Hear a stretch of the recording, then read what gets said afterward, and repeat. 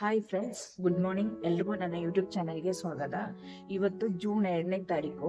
Last ವೀಕೆ ನನ್ನ ಮಗಳದು school ಎಲ್ಲ start ಆಯಿತು. ಲಾಸ್ಟ್ ವೀಕ್ ಪೂರ್ತಿ ಹಾಫ್ ಡೇ ಇತ್ತು ಅಂತ ಏನೋ ಅಷ್ಟೊಂದು ರಿಸ್ಕ್ ಇರಲಿಲ್ಲ. ಇವತ್ತಿಂದ ಫುಲ್ ಡೇ. ಅದಕ್ಕೆ ಸ್ನ್ಯಾಕ್ಸು, ಲಂಚು ಎಲ್ಲ ಬೇಕು. ಅದಕ್ಕೆ ಇವತ್ತು ಬೆಳಗ್ಗೆನೆ ಅವಳಿಗೆ ಮಧ್ಯಾಹ್ನಕ್ಕೆ ಅನ್ನನೇ ಮಾಡ್ಕೊಡೋಣ. ಹೆಂಗೋ ಅವಳು ಬಂದ್ಮೇಲೆ ಅನ್ನ ಅಂತೂ ತಿನ್ನಲ್ಲ, ಅದಕ್ಕೆ ಸ್ವಲ್ಪ ಏನಾದರೂ ಡಿಫ್ರೆಂಟ್ ಆಗಿ ಅವಳು ತಿನ್ನೋ ಥರ ಮಾಡ್ಕೊಡೋಣ ಅಂತ ಕ್ಯಾಬೇಜು ಮತ್ತೆ ಮೊಟ್ಟೆ ಯೂಸ್ ಮಾಡಿಕೊಂಡು ಒಂದು ಡಿಫ್ರೆಂಟ್ ಆಗಿ ಒಂದು ಪಲ್ಯನೂ ಅಲ್ಲ ಸಾರು ಅಲ್ಲ ಆ ಥರ ಮಾಡೋಣ ಅಂತ ಅನ್ಕೊಂಡಿದ್ದೀನಿ. ಬನ್ನಿ ಹೆಂಗ್ ಮಾಡೋದು ಅಂತ ನೋಡೋಣ. ಈ ವಿಡಿಯೋ ಎಲ್ರಿಗೂ ಇಷ್ಟ ಆಗೋದಾದ್ರೆ ಎಲ್ಲರೂ ಲೈಕ್ ಮಾಡಿ, ಶೇರ್ ಮಾಡಿ, ಕಮೆಂಟ್ ಮಾಡಿ, ಸಬ್ಸ್ಕ್ರೈಬ್ ಮಾಡಿಬಿಟ್ಟು ನನ್ನನ್ನು ಸಪೋರ್ಟ್ ಮಾಡಿ.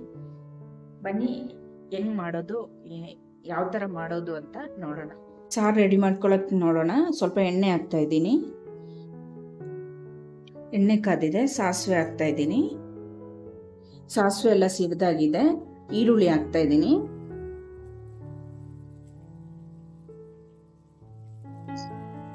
ಸ್ವಲ್ಪ ಕರಿಬೇವಿನ ಸೊಪ್ಪು.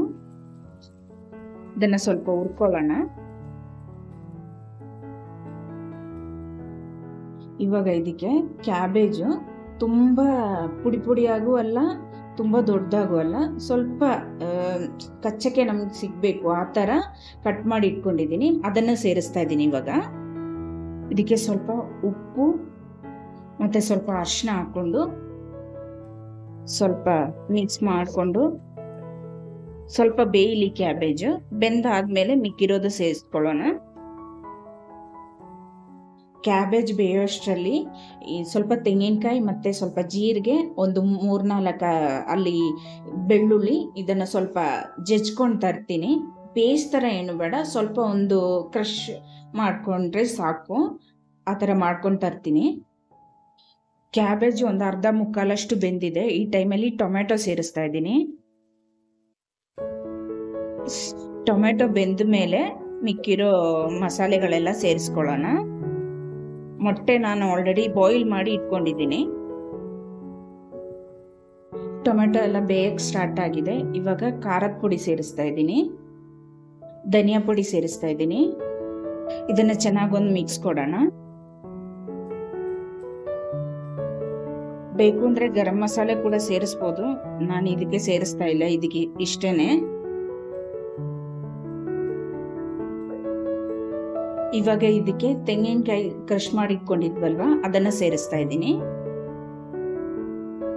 ಇದನ್ನೆಲ್ಲ ಚೆನ್ನಾಗಿ ಒಂದು ಮಿಕ್ಸ್ ಕೊಟ್ಟು ಆಮೇಲೆ ಬೇಯಿಸಿರೋ ಮೊಟ್ಟೆ ಇದೆಯಲ್ಲ, ಮೊಟ್ಟೆ ಬಾಯ್ಲ್ ಮಾಡಿಕೊಂಡು ಇದೇ ತರ ಚಿಕ್ಕದಾಗಿ ಕಟ್ ಮಾಡಿ ಇಟ್ಕೊಂಡಿದ್ದೀನಿ, ಅದನ್ನು ಸೇರಿಸ್ತಾ ಇದ್ದೀನಿ ಇದ್ರ ಜೊತೆಗೇನೆ.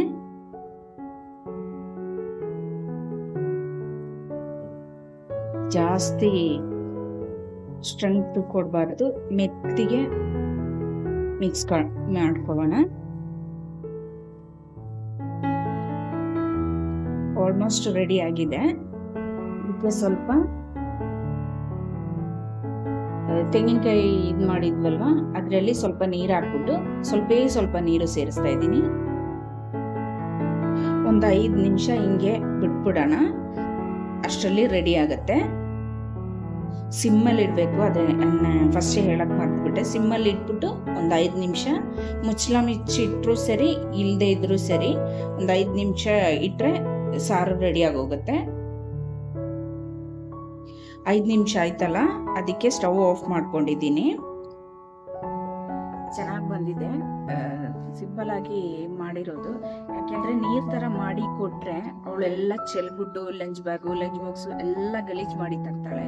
ಅದಕ್ಕೆ ಈ ತರ ಐಡಿಯಾ ಹಾಕಿರೋದು, ಈ ತರ ಮಾಡ್ಕೊಳೋಣ ಇನ್ಮೇಲೆ ಅಂತ. ಅವಳು ಇಷ್ಟಪಟ್ಟು ತಿಂತಾಳೆ ಅಂತ ಅನ್ಕೊಂಡಿದ್ದೀನಿ. ಮೊಟ್ಟೆ ಅವಳಿಗೆ ಇಷ್ಟ, ತಿಂತಾಳೆ. ಆದ್ರೆ ಈ ತರ ಮಾಡ್ಕೊಟ್ಟಿರೋದು ತಿಂತಾಳೋ ಏನೋ ಗೊತ್ತಿಲ್ಲ. ಸ್ಕೂಲಲ್ಲಿ ಸ್ವಲ್ಪ ಸ್ಟ್ರಿಕ್ಟ್ ಇರೋದಕ್ಕೆ ಅವರೆಲ್ಲ ತಿನ್ನಿಸ್ತಾರೆ, ಫುಲ್ಲು ಖಾಲಿ ಮಾಡಬೇಕು ಅಂತ ಹೇಳ್ತಾರಂತೆ. ಅದಕ್ಕೆ ತಿನ್ಕೊಂಡ್ ಬರ್ತಾಳೆ ಅಂತ ಅನ್ಕೊಂಡಿದ್ದೀನಿ. ಈ ವಿಡಿಯೋ ನಿಮ್ಗೆಲ್ರಿಗೂ ಇಷ್ಟ ಆಗುತ್ತೆ ಅಂತ ಅನ್ಕೊಂಡಿದ್ದೀನಿ. ಇಷ್ಟ ಆದರೆ ಲೈಕ್ ಮಾಡಿ, ಶೇರ್ ಮಾಡಿ, ಕಮೆಂಟ್ ಮಾಡಿ, ಸಬ್ಸ್ಕ್ರೈಬ್ ಮಾಡಿಬಿಟ್ಟು ನನ್ನನ್ನು ಸಪೋರ್ಟ್ ಮಾಡಿ. ನೆಕ್ಸ್ಟ್ ವಿಡಿಯೋದಲ್ಲಿ ನೋಡೋ ತನಕ ಬಾಯ್.